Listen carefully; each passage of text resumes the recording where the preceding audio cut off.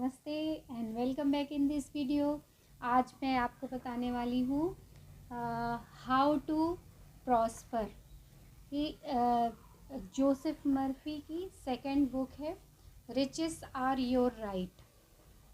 मतलब समृद्ध रहना या रिच रहना या वेल्दी रहना ये आपका अधिकार है। ये एक और दूसरी बुक है इनकी, एक the power of subconscious mind book है जिसके बारे में बहुत सारा मैं बताती हूँ। और इनके इस बुक में एक how to become successful 3 known steps इस तरह से उन्होंने बताया है। तो मैंने इसका वीडियो इसमें ऑलरेडी डाल रखा है कि वो 3 स्टेप कौन कौन से हैं। शॉर्ट में सबसे पहला स्टेप है कि आपको फाइंड आउट करना है कि वो कौन सा काम है जिसको करने में आपको बहुत अच्छा लगता हो। मतलब वो whatever the work you want to do it with love, और the work you love to do this.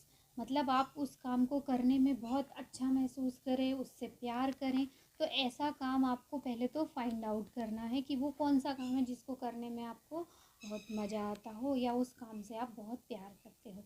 तो ये पहला स्टेप था सक्सेसफुल बनने का। दूसरा स्टेप था कि आप जो भी वो काम कर रहे हो या जो भी बनना चाह रहे हो उसकी एक डेफिनेशन डिसाइड करके कि क्या है वो, और उस चीज़ में एक्सपर्ट बनना, मतलब स्किल्ड बनना और उसमें यूनिक बनना। मतलब आप जिस काम को अगर प्यार करते हो, से वो आपको काम करने में बहुत खुशी मिलती, तो आप उसमें घंटों काम कर सकते हो। आपको लगेगा ही नहीं कि मैं कुछ एक्स्ट्रा वर्क कर रहा हूँ या मैं थक गया हूँ, क्योंकि आपको उस काम में मज़ा आता है, आपको बहुत अच्छा लगता है।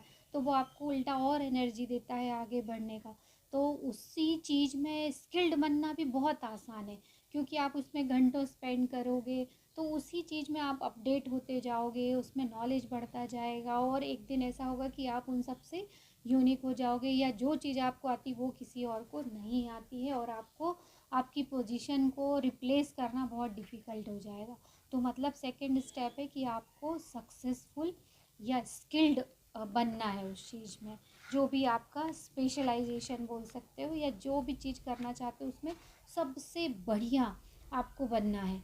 और थर्ड स्टेप था कि वो जो भी आपकी डिज़ायर हो या हायर पर्पस हो या आपका गोल हो या लास्ट जो चीज़ है, जो भी आप बनना चाहते हो वो केवल सेल्फिश ना हो, मतलब केवल आपके लिए ही वो सर्व ना करता हो। वो ह्यूमैनिटी को, मानवता को सर्व करने वाला होना चाहिए, बिगर पर्पस होना चाहिए। तभी जाके आप एक सक्सेसफुल पर्सन बनते हैं। तो आपके पास किसी चीज़ की कमी नहीं आती, ना हेल्थ, वेल्थ, हैप्पीनेस, किसी चीज़ की कमी नहीं आती। तो 2 स्टेप के बारे में तो मैं बाद में बताऊंगी, पर मुझे जो ये थोड़े आसान भी हैं, पर मुझे जो थर्ड स्टेप लगता है कि हर किसी का गोल पर्सनलाइज्ड रहता है, मतलब व्यक्तिगत रहता है। ज़्यादातर लोग अपने ही बारे में सोचते हैं। तो बाहर या दुनिया के बारे में सोचना या दुनिया के लोगों को सर्व करना क्यों ज़रूरी है, ये समझना बहुत ज़रूरी है। क्यों आपका गोल बहुत बड़ा होना चाहिए, क्यों ये ज़रूरी है। तो इसके लिए इन्होंने बताया है।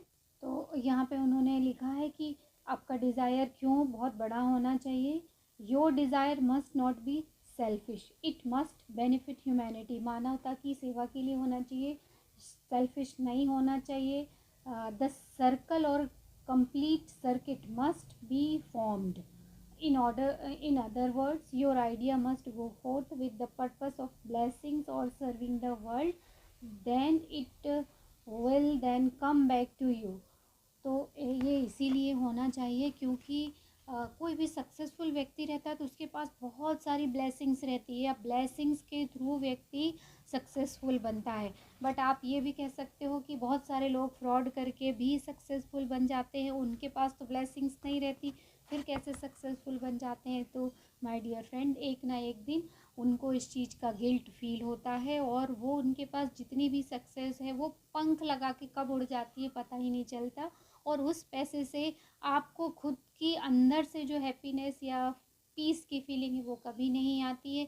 ना ही वो वेल्थ या जो धन है वो फलता फूलता है, ना ही आपके परिवार वाले उसको अच्छे से यूज़ कर सकते हैं, उससे कुछ ना कुछ नुकसान ही होगा। वो पैसा आप जिसको दोगे उसके लिए भी वो भला नहीं होगा, क्योंकि उसकी एनर्जी उसके पीछे सही नहीं है।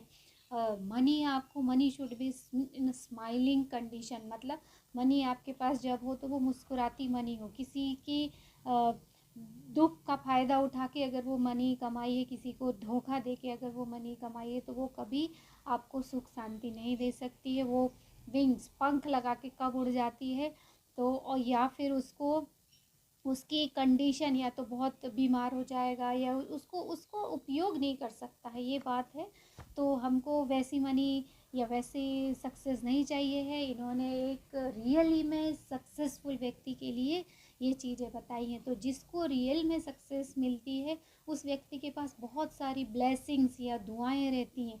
तो दुआएं तो तभी इकट्ठी होंगी जब आप दूसरों को सर्व करोगे, या कुछ जो भी आपके पास स्किल है। जैसे मान लीजिए ये वीडियो ही आप सुन रहे हो और ये मैं बता रही हूँ, तो मैंने जो पढ़ा मैं चाहती हूँ कि आप भी जाने। अगर इससे थोड़ा सा भी कुछ आपके जीवन में अच्छा होता है तो इससे सबका ही भला होने वाला है।